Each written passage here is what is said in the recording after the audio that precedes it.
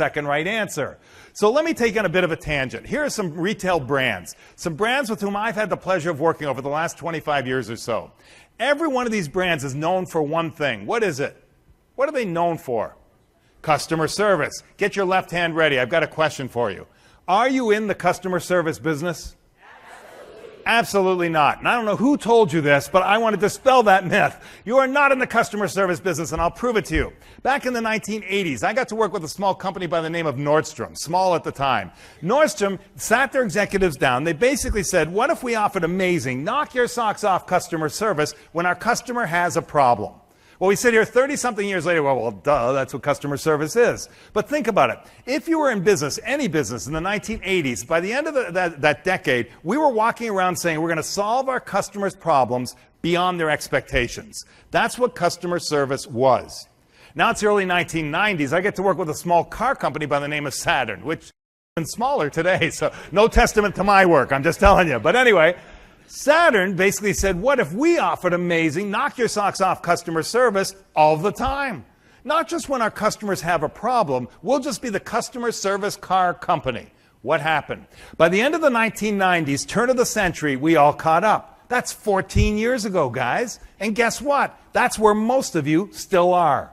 But when you understand what's happening out there, I'll say in retail, and bring it in here, it can change an industry. It can change the way you're doing business. Let me explain. Two more brands, Four Seasons Hotels and Resorts and Starbucks. Don't know if you're familiar with Four Seasons. Did you know that for the first time ever in 2013, they actually tied Ritz-Carlton for #1 in the world? First time it's been done in years. And for everything from ambiance to food to service and Starbucks. Anybody a Starbucks fan when you can get it?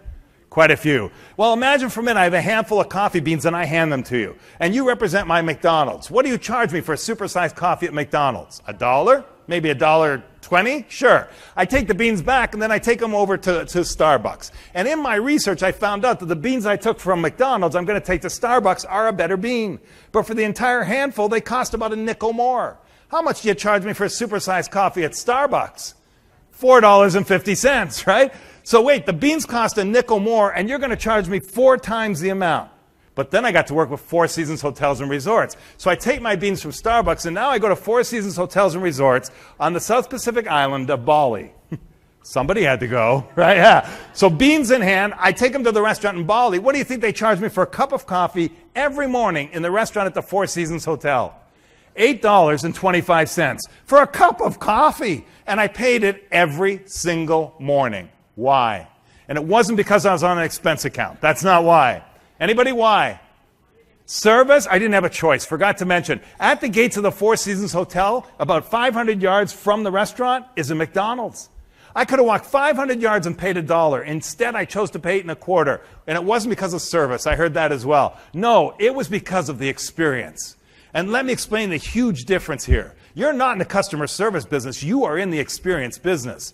And a big difference is this. Customer service is, what can I do for you? How can I help you? It's from the heart. It's what you do every day. Customer experience is, what's my customer's experience from the minute they make contact with us till the minute they're done? And that involves so many more people. My experience at the Four Seasons Hotel is far different than my experience at Starbucks, than it's far different than my experience over at McDonald's. We need to start asking ourselves, what is the, and fill in the name of your organization here, experience? And once we do, it's a giant leap, because customer service was about a satisfied customer. But when we make the leap to customer experience, we're talking about a loyal external customer and an engaged internal customer. And there's the key. And one of the challenges is, how do we engage attendees who attend our conferences? I'm telling you, by starting to talk about the entire conference experience versus just customer service. So what does it mean? It means that the third piece is this. We have to shatter the stereotype of the experience our customer expects to have with us. How do we shatter the stereotype of the experience our customer expects to have? Well, we walk around saying, what is the blank experience? But then we have to understand that every transaction with our customer cannot not be an experience. Not great English, I know. But every transaction with our customer cannot not be an experience. The question becomes, how random or how managed is the experience that you offer? Because the more managed the experience, the better the outcome for the customer. If you don't think that Starbucks isn't one of the most managed retail experiences you will ever have, you're kidding yourself. I have so many examples. We don't have time. But the bottom line, how about this one? Do you know that in company stores, you will never sit in one of those overstuffed sofas or chairs that has a hole in it or is ripped? Why? They can lose their store if their furniture is worn. That's how managed the experience is. But let me take you to the other side. My wife and I went out with very good friends of ours, another couple, to a restaurant in Pittsburgh in November. And this restaurant has been touted as just a wonderful restaurant, just opened, takes months in advance to get a reservation. So I'm a little skeptical. We get there at 10 to 8 for an 8 o'clock reservation, and we are seated at 8 o'clock. I'm impressed right away. When I tell you it's some of the best food I've ever had, I'm not exaggerating. It was fantastic. At one point, the chef came out, and he sat with us and explained how each of our dishes was prepared. The manager came over and checked on us a couple times. It was fantastic. After dinner, I go outside, and I take my valet ticket to the valet guy. And 55 minutes later, my car arrives.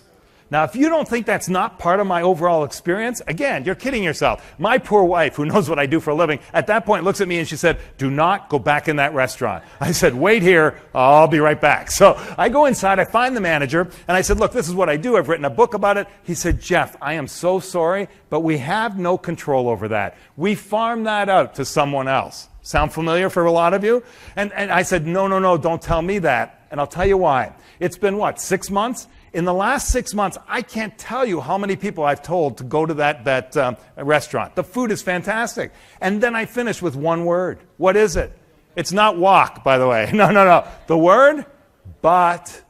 Don't, you go there, it's fantastic, but your car will take 2 hours to arrive after dinner. It gets longer the more I tell the story, by the way. Here's the title of my new book. I don't even know what it's about, but here's the title. What comes after the but? Because the minute you start asking that as an organization is the minute you become 100% customer-centric. What comes after the but? I love working with them for my show, but, they're always on time. They do everything well. They're well organized, but. And once we start doing that, we understand from their perspective the kinds of things that we need to change. So if we're talking about that, then here's some experiences that didn't go so well. And I like this one only because not only did he have time to write it in ketchup, but he had time to underline it in mustard. All right? How about this? Anybody from Wisconsin? All right. So wait now. I'm a branding guy. I mean, that's my background is marketing and branding. I got to tell you something. They changed it a week later. So, yeah. But my problem is I think this one's more memorable. I don't know. Anyway, we move on. So when we're in the book, I Anticipate, our new book, we talk about how do we engage the customer. And I think that's a huge challenge here. The one thing that I just want to share with you very quickly is this last one, touch points.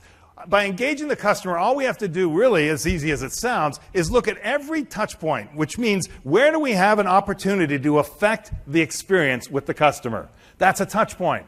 So if we look at every touch point we have with our customer and can start changing just those little touch points one at a time, it will change the overall experience. Shadow Milk Company is out of Milwaukee, Wisconsin. We worked with them, and they were talking about touch points. One of their touch points is they deliver milk. Their truck drivers are a touch point. And one of the truck drivers said, I keep telling people, and they keep smiling, a little saying that I made up. I'd love to see it on the back of a truck to make people smile. Well, they did. Remember, they're a milk company. In case of accident, please have cookies ready. Lots and lots and lots of cookies, right? So you're sitting behind them in traffic, you smile a little bit, and you relate it to Shadow Milk Company. That's the kind of small little touch points that we need to change. Not the entire process, but small touch points at a time.